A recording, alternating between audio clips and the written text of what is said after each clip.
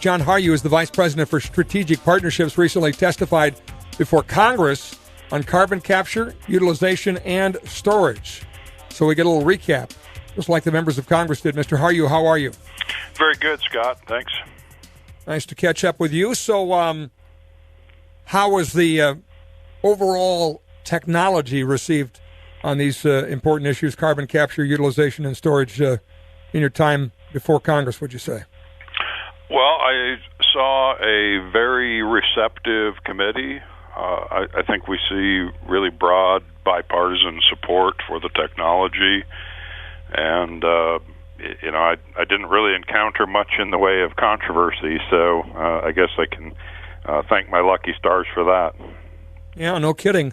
One area that I thought should have been controversial is the fact that the Green New Deal, something that I'm not a big fan of, and I would think most of North Dakota would not be a big fan of, given the amount of impacts it would be. But, the idea, if you assign good motives to the people that are behind it, is to make,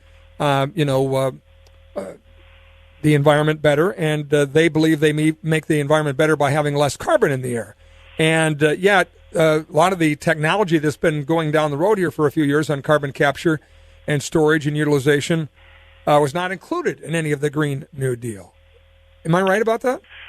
Well, I'm not a real student of the Green New Deal. I think it was more a philosophical piece than a real offering, and I think it was more of a economic restructuring of how things are done than anything serious about energy.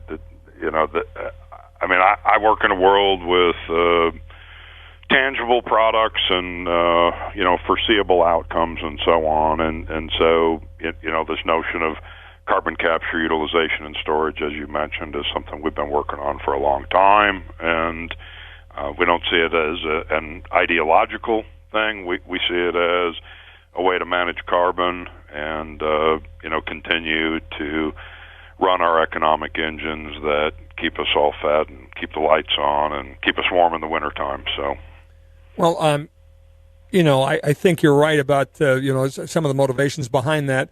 The scary thing is that's been endorsed by a lot of the candidates for president on the Democratic side. So I think the theories are out there. I'm just, I want people to understand that the idea behind what technology you're working on is to make things better from the eyes of somebody that's an environmentalist, because carbon is the enemy. Let me take the flip side of that argument. I've heard from people who've said, this push to put carbon in the ground or, to utilize it some other way, to capture it some way, you're not going to have, for instance, the kind of growing seasons we have here right now if you have less carbon in the air.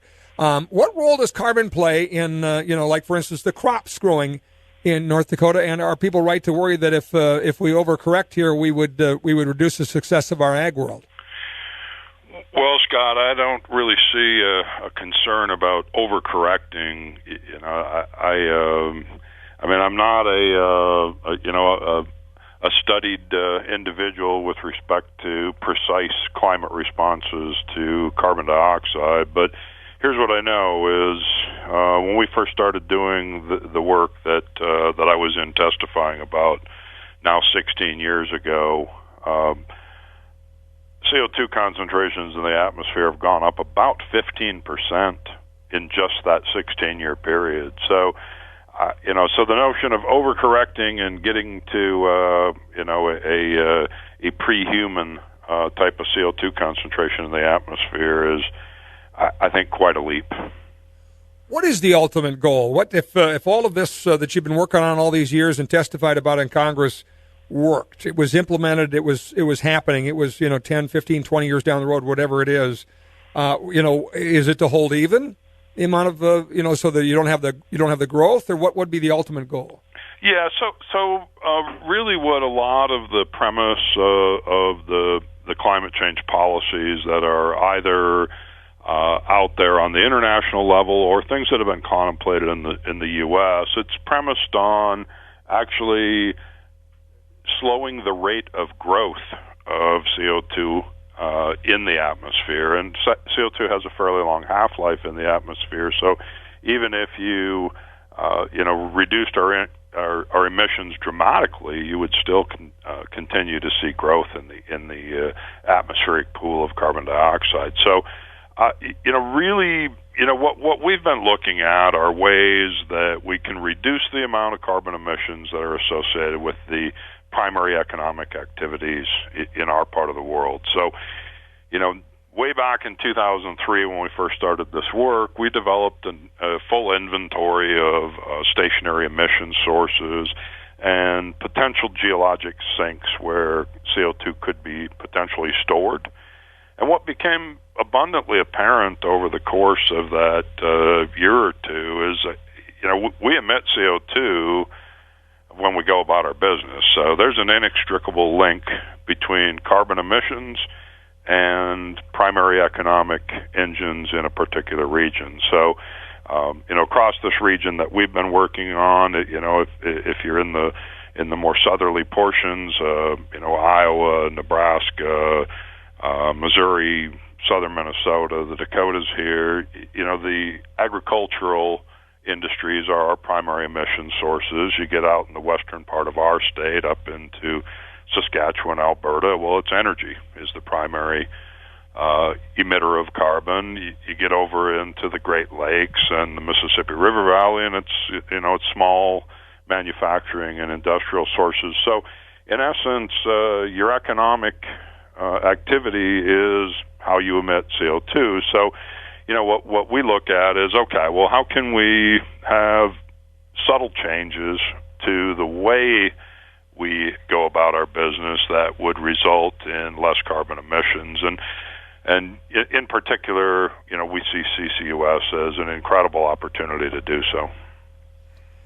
What kind of expectation do you have on the timeline on this? I know obviously you'd have a pretty good sweep of history of how the needle has moved in these last number of years that you've been working on it. But does it speed up every year once you know a little bit more? I mean, when do you see some of these things being commercially viable?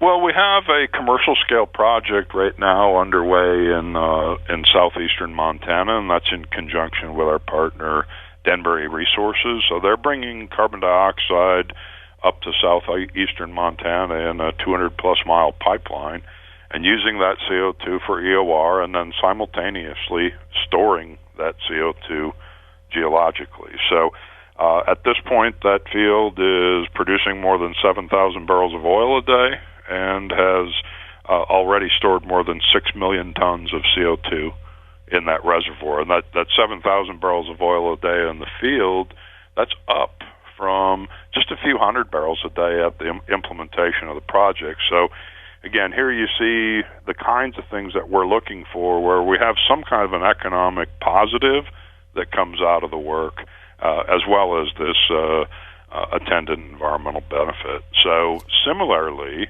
we're on the cusp of implementing Project Tundra, which I think you've heard about, but that's where Minnesota Power is working with us toward installation of what would be the world's largest carbon capture system at their Milton R. Young facility here in North Dakota. Pretty amazing. What is the lowest hanging fruit, if you will, out of the capture, utilization, storage side? Enhanced oil recovery, obviously something for everybody's really interested in. That would be on the utilization side. I mean, is the tough part getting it? Is it using it? Is it storing it? Any particular one that would be the least heavy lift out of that group? Well, there's always a challenge with something. Otherwise this would be proliferating like crazy, right? So the toughest thing is getting CO2 from a diffuse source. So far, the big projects that we've been engaged in have largely secured their carbon dioxide from gas processing facilities. So when natural gas comes out of the ground, sometimes it has minor amounts of carbon dioxide in it, and gas processing facilities, prior to shipping that natural gas off to market, will typically remove that carbon dioxide, and so that's a readily available CO2 source.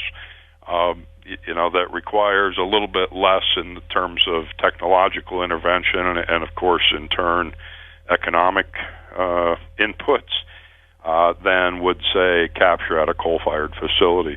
The challenge we have regionally at this point is most of those CO2 sources associated with gas processing are already being put to use. So those were the low-hanging fruit. The next set of low-hanging fruit that we see are CO2 from ethanol facilities, but they tend to be modest in size relative to what you might see at a coal-fired processing facility. So a classic ethanol plant in our part of the world might emit on the order of 150,000 tons a year, give or take, of CO2, whereas some of the coal-fired facilities we have are millions of tons annually. So when you're looking at something like an enhanced recovery project, we typically think that you need at least 1 million tons a year or so in order to justify all of the incremental expenditures in terms of recycling facilities and so on at the field level. So, these projects need to be big in order to be viable, and I think we're at the front end of a whole series of those.